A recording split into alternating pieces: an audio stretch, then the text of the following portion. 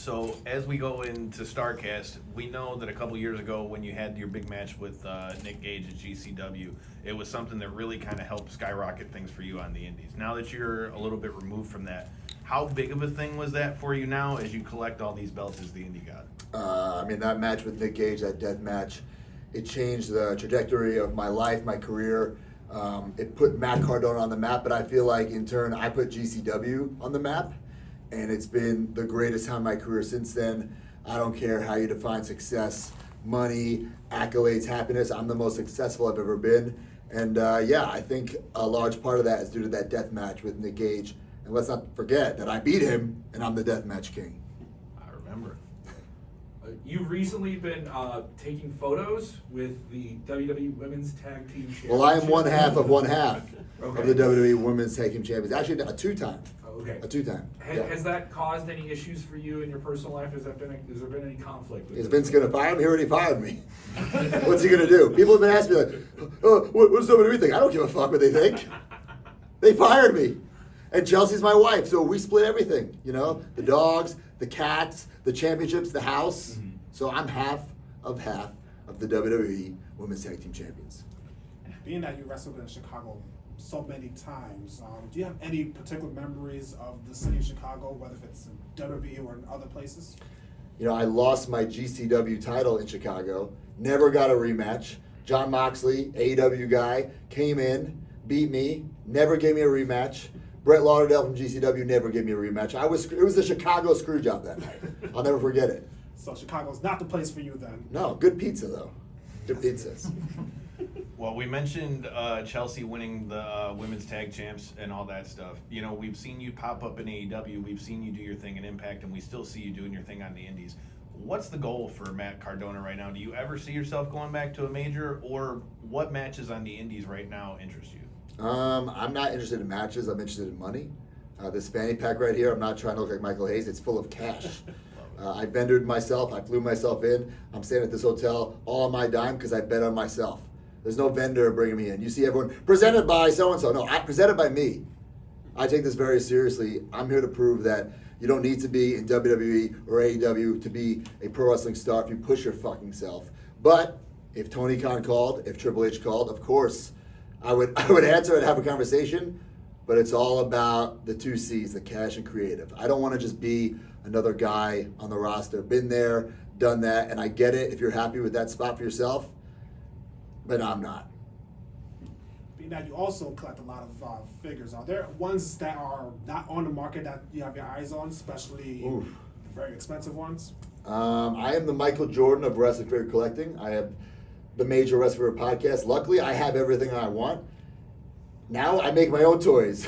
Big Rubber Guys, Major Benny. So it's cool like to see Demolition today and know that we're making their figures, or Marty Jannetty. So now it's my turn to make the figures. So I get to go around these conventions and meet guys I grew up on, or even guys like Nick Gage, who I hate, but I know he's popular, so I'll make a figure of him and I'll make money off him. So it's fun to collect figures and to make figures. Do you have any other endeavors outside of professional wrestling that you're kind of looking to pursue? Man, I did the Last Match musical. I'm now a producer of it. I'm not going to be in the role. I'm too busy. I can't stop this career. If I was if I was in the twilight of my career, let me do this musical thing. So now I'll just produce from the sidelines, and it's going to be a great success. But I'm the indie god. I'm literally wrestling all over the world every weekend. I had a show last night in Portland, Oregon. Red Eye here today. Flight tomorrow to Philly for MLW. Like, I'm booked every weekend. I can't stop. So speaking of next weekend, you have a match against Colt Cabana. Do you have anything to say to him? Yeah, he had that Fart of Wrestling podcast, and it was very successful. And he was the indie journeyman, but I'm the indie god. So it's going to be the past versus the present of the independents at Wrestling Showcase. And I saw that new championship. I'm a belt collector. It's nice. It's blue strap, has Premier on it. I can't wait to beat Colt Cabana and carry that title with pride. Go ahead, buddy. So we hear a lot of people talk about, people taking advice and things like that. You revolutionized the way things have gone on the indie scene. How often do you find yourself when you're out here at a Starcast or at any random indie show, because I listen to Busted Open all the time as well as Dave LaGreca, a past guest of ours, how often do you have people coming to you to try to find out how to make their way out on the indies like that? Not enough, to be honest. So this run is not about passing the torch. It's about lighting a new one for myself. But along the way, if I can help somebody out, so be it.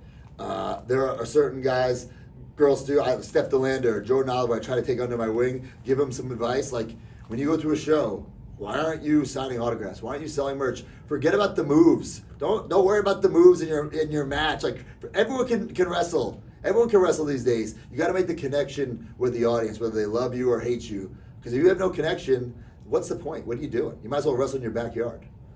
Matt, going off that, if there were a faction you can build now, other than just building everything around the great Matt Cardona, there's a faction you can build with any man or woman in any promotion, both indies and in major promotions, who would that be? Ooh, I think, for a while, the major players, myself, Brian Myers, Chelsea Green, you add Steph DeLander to that, I think we're unstoppable. So. Hey, Matt, there's a new NWA World Heavyweight Champion, EC3. Oh, yeah, I saw. What's your thoughts on the new champion and also Tyrus retiring? Listen, I go way back with Tyrus. He had a hell of a run. I love Tyrus. I'm glad he got to go out on his own terms.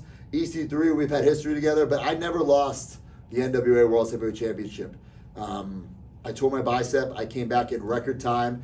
Billy Corgan stripped me of the title. I respected his decision. I think it was the wrong move, but it's not my company. So as far as I'm concerned, EC3, he's really just holding my title. Couple more guys.